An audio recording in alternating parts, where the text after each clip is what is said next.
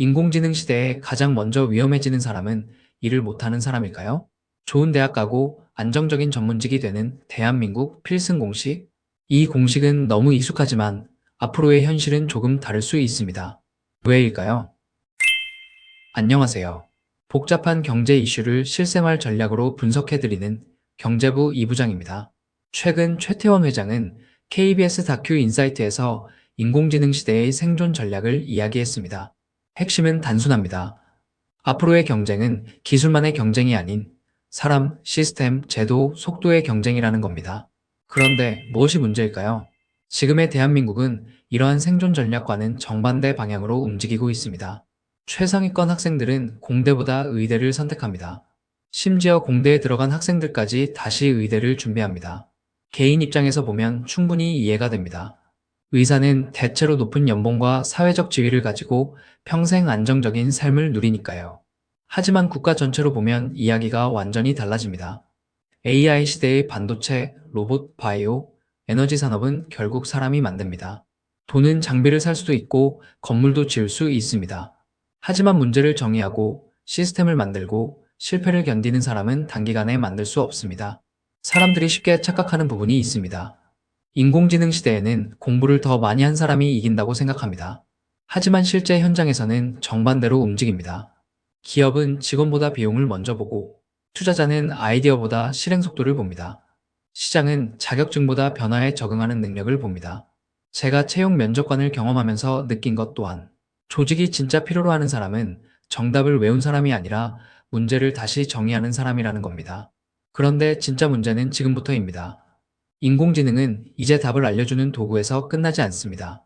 앞으로는 스스로 판단하고 실행하고 업무를 끝내는 개인 비서 같은 존재가 됩니다. 그 순간 사람의 격차는 지식의 양에서 갈리지 않습니다.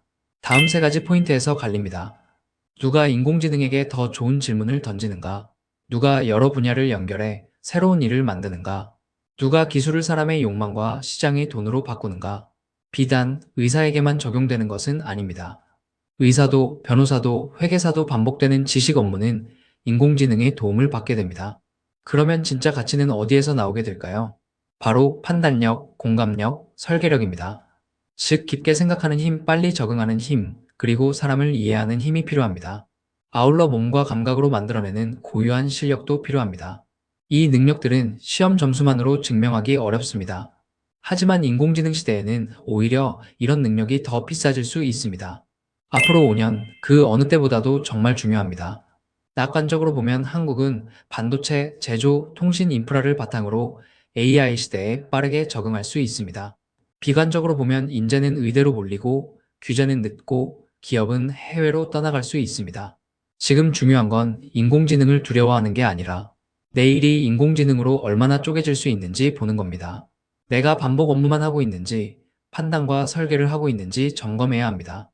회사 안에서 월급만 기다리는 사람과 인공지능을 써서 여러 개의 수입원을 만드는 사람의 격차는 더 벌어질 것입니다. 결국 인공지능 시대의 승자는 가장 많이 아는 사람이 아닙니다. 가장 빨리 배우고 가장 넓게 연결하고 가장 집요하게 실행하는 사람입니다. 꼭 기억하세요. 직장인의 가장 큰 리스크는 인공지능 그 자체가 아니라 변하지 않는 성공 공식을 아직도 믿는 착각입니다.